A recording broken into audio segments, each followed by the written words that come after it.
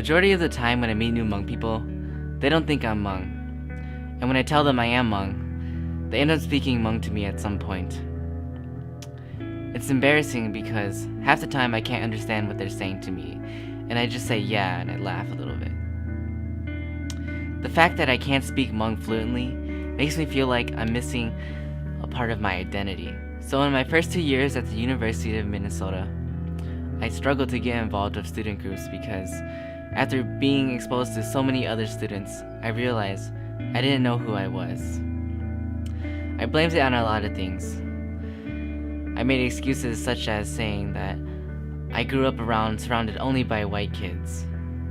And it's sad because I could have easily conversed with my parents on a daily basis. I told myself many times that I would just sit down and take lessons with my dad. But whenever we did, I would just get frustrated and no progress would be made. I've never really had a good relationship with my parents. Our conversations were always small talks. It was either about chores, school, work, and about helping them in the farmer's market. Then about a year and a half ago, my father had a stroke, and it made me realize how much I didn't know about my parents. It got me thinking about how much time I have left with them. And I'm worried that if I don't learn how to speak Hmong now, I may never get to know them. Thankfully, in my 3rd year at the U, I built up the courage to go meet some new people at an HMSA event.